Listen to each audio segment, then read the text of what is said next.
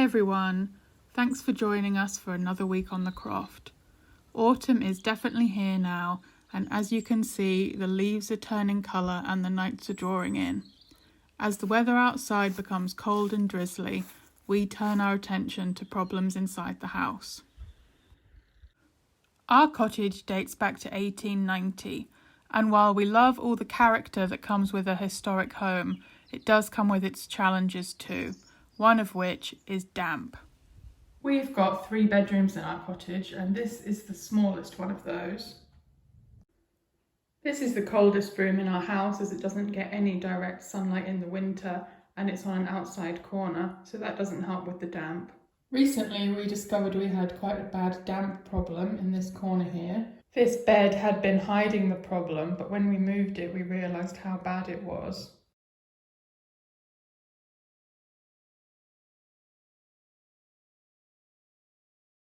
We'll talk about some ways that we deal with damp in our cottage later in the video, but first I set about cleaning up all of the mould and ripping out that horrible carpet. Then I started to think about what to do about the floor.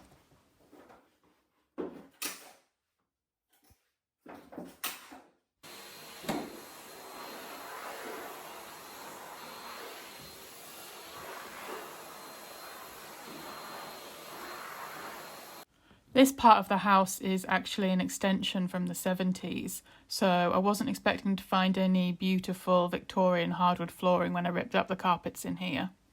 If there had been, I probably would have sanded and varnished them, but in this case, as the floorboards are in pretty good condition, I thought that painting them in a nice colour would be the best option. We're trying to save money at the moment, and as this is just a guest room, we really didn't want to have to pay to get new flooring put in. We've also got guests coming to stay in a couple of weeks, so this was the quickest, cheapest and easiest way to brighten up the room and get rid of that damp and nasty carpet.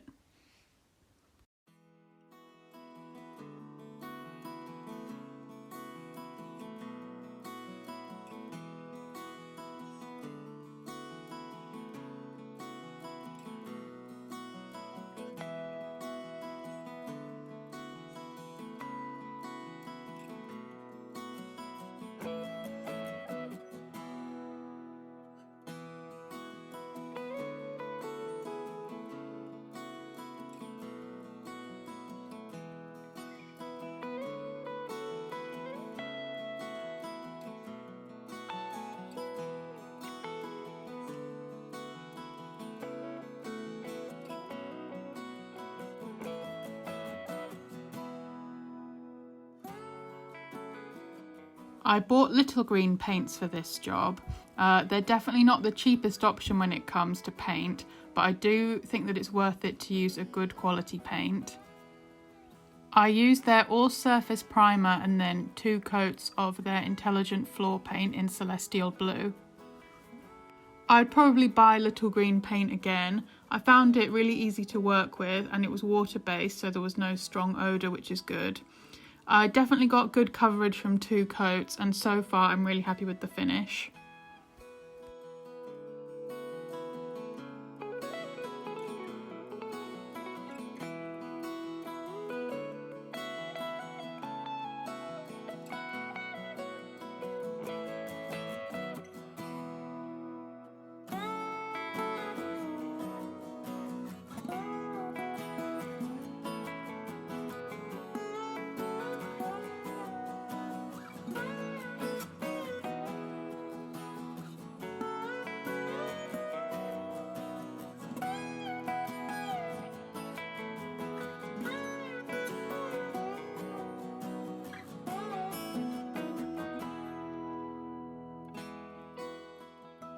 I'm pretty pleased with the outcome of this unexpected renovation project.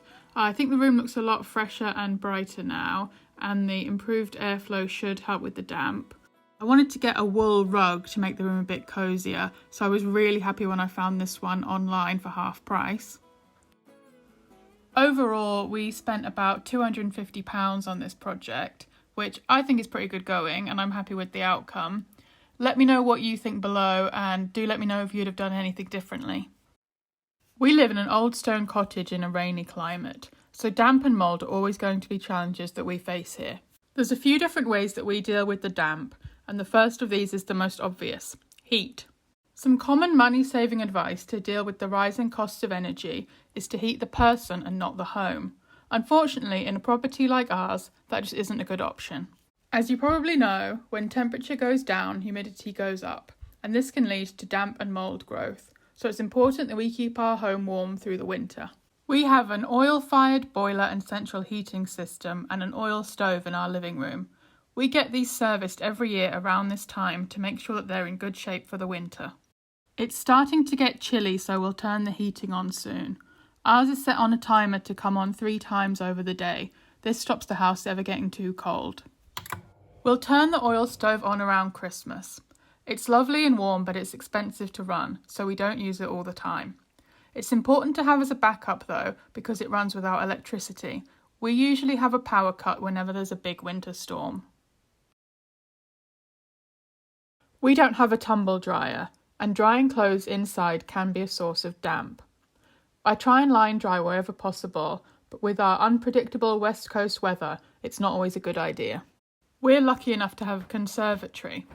I'll often put drying racks in here with the windows open, so clothes can dry in the sunshine but still be protected from showers. A greenhouse or a polytunnel are also great places to dry laundry. When I'm drying clothes inside, I run our dehumidifier nearby on laundry mode.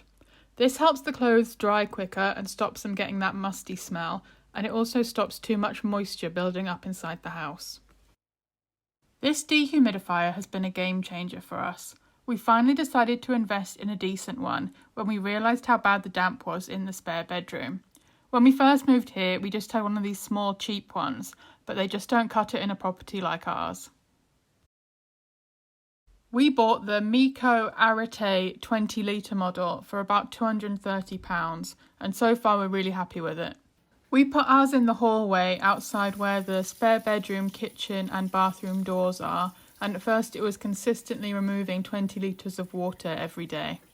It's helped a lot with the damp in the spare bedroom and improved the air quality in the house generally. It costs about 5p an hour to run, so for us in our old stone cottage, I'd say it's definitely good value for money. If you live in a damp climate or a similar property, I'd recommend looking into one. This is one of those things that we wish we'd bought when we'd first moved in, but you live and learn. We also got a Karcher window vac, which is great for removing condensation in the mornings or after cooking. I used to use these small interior dehumidifiers inside cupboards which were prone to mould growth, but I'm not really sure how effective they were. They would fill with water quickly, but they didn't seem to do much about the mould. I think it's probably more effective to run the dehumidifier instead of replacing these every few weeks. Having said that, we did find these Unibond moisture absorbers to be quite good. They are more expensive, but you can get refill tabs for them instead of having to throw the whole thing away each time it fills up. We've put one of these behind the bed in the spare bedroom, so we're hoping that that plus improved airflow will help stop the problem coming back. There's some links below to the products which we find most useful in helping control damp in our cottage.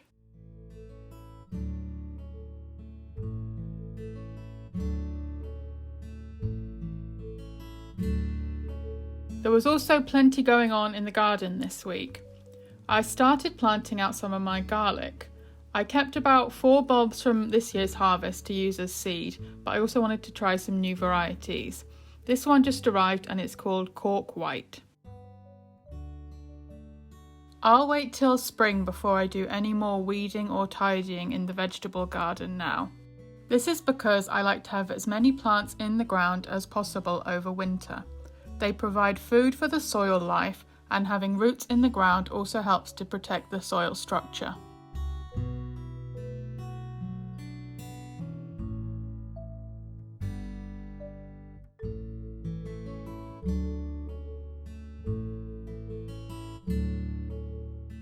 I plant each clove with a good handful of compost, and then I put another thin layer of compost over the bed at the end. I'll plant all my garlic this way throughout October, and hopefully come June or July next year I should have a good harvest.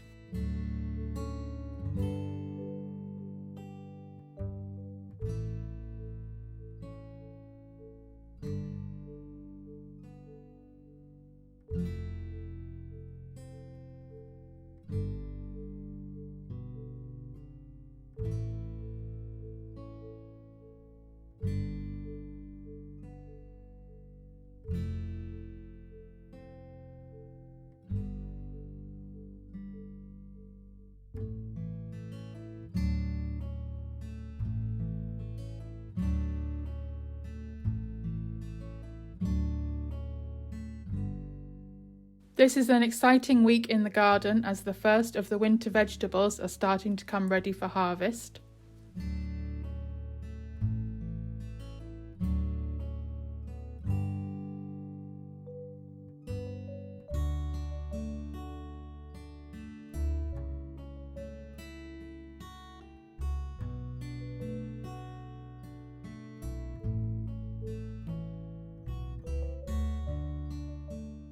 This week we enjoyed the first few Brussels sprouts and the last few shoots of broccoli.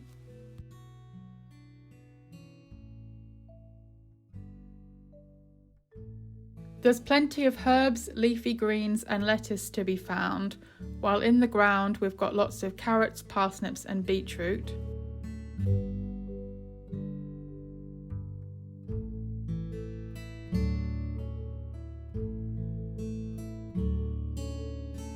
I brought in my somewhat disappointing winter squash harvest, but I did have the first of the winter cabbages to make up for it.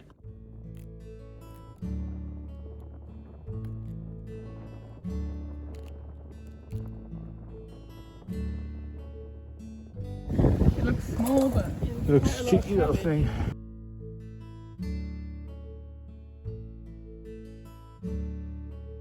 If you've got this far, thank you for watching. We really appreciate the helpful and kind comments left on our last video. We're sorry for the poor video quality. We're currently using a 4-year-old iPhone and iMovie to produce all of our videos. If our views keep going up, we'll invest in a dedicated vlogging camera. Let us know in the comments if you have any suggestions. Thanks again, and see you next week.